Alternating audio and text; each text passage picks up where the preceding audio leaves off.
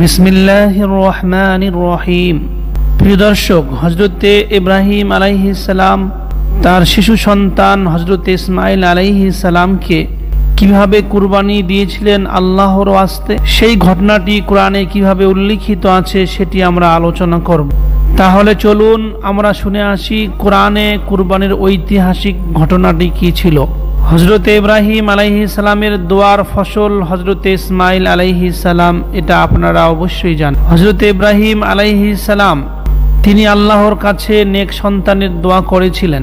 আল্লাহ তাআলা তার এই দোয়া কবুল করে সহনশীল এক ছেলে সন্তান তাকে দান করেছিলেন, যিনি হলেন হযরতে ইসমাঈল আলাইহিস সালাম। কুরআনুল কারীমে হযরতে ইব্রাহিম আলাইহিস সালামের দোয়া কবুল হওয়া এবং সন্তানকে কুরবানি দেওয়ার নির্দেশ ও ঘটনা সুস্পষ্ট। কোরআনে ছেলে সন্তান লাভ ও কুরবানির ধারাবাহিক বর্ণনা এভাবে উঠে এসেছে, এটা আমরা একটু ভালো করে দেখে নেই। যখন হযরতে ইব্রাহিম আলাইহিস সালামের বয়স ৮০ বছর হয়ে গেল, তবুও তার কোনো সন্তান নেই, তখন হযরতে ইব্রাহিম আলাইহিস সালাম মহান আল্লাহ রাব্বুল আলামিনের কাছে দোয়া করেছেন, রব্বি হাবলি মিনাস সালিহিন, হে আমার প্রভু আমাকে এক সৎ ছেলে দান করো। আল্লাহ রাব্বুল আলামিন হযরতে ইব্রাহিম আলাইহিস সালামের এই দোয়াটি কবুল করেন। সূরা সফফাত আয়াত নম্বর ১০০।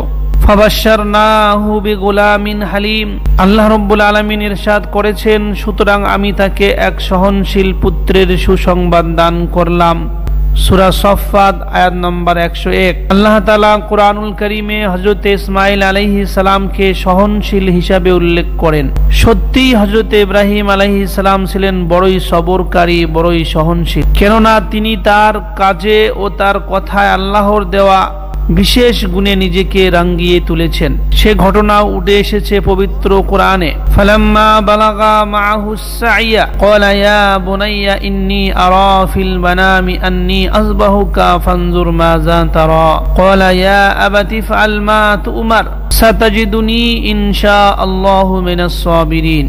সূরা সফফাত আয়াত নম্বর ১০২। তারপর যখন সে পিতার সঙ্গে চলাফেরা করার বয়সে উপনীত হলো হযরতে ইসমাঈল আলাইহিস সালাম, তখন ইব্রাহিম আলাইহিস সালাম তাকে বলল, হে আমার বৎস, আমি স্বপ্নে দেখেছি যে তোমাকে আমি জবাই করেছি, এখন তোমার অভিমত কি একটু বলো। তখন ইসমাঈল আলাইহিস সালাম বললেন, হে আমার পিতা, আপনাকে যা আদেশ করা হয়েছে তাই করুন, আল্লাহর ইচ্ছায় আপনি আমাকে সবরকারী সহনশীল পাবেন। ফালাম্মা আসলামা ওয়া তাল্লাহু লিল জাবিন, যখন পিতা পুত্র উভয়েই অনুগত্য প্রকাশ করল এবং ইব্রাহিম আলাইহিস সালাম তাকে জবাই করার জন্য শায়িত করল।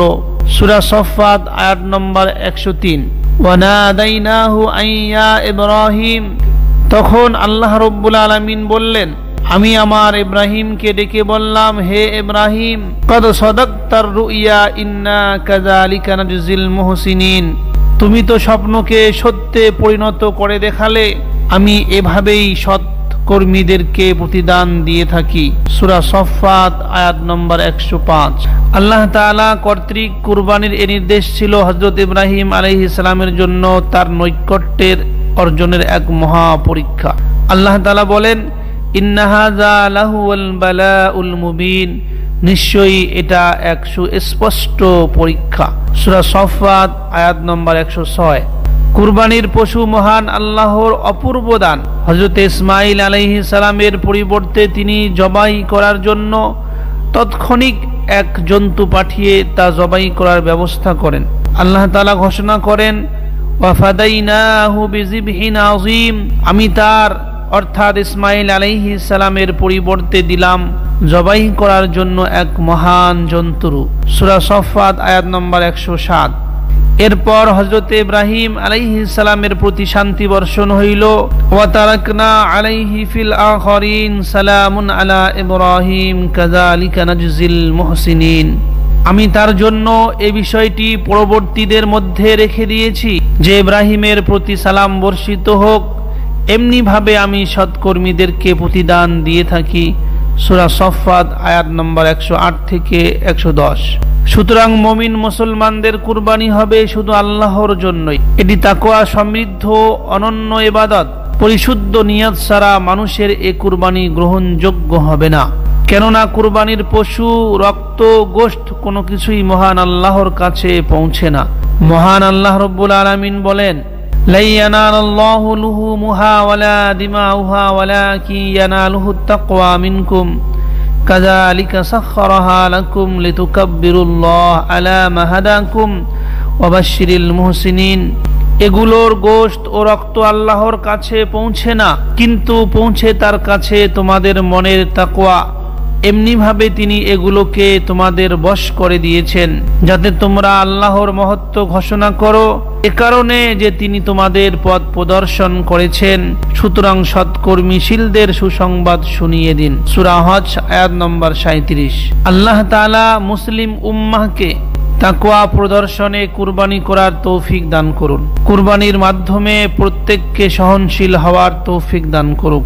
আল্লাহ রাব্বুল আলামিন আমাদের সবাইকে আমল করার তৌফিক দান করুক এবং আমাদের সবাইকে আল্লাহর জন্য কুরবানি করার তৌফিক দান করুক। আসসালামু আলাইকুম ওয়া রাহমাতুল্লাহি ওয়া বারাকাতুহু।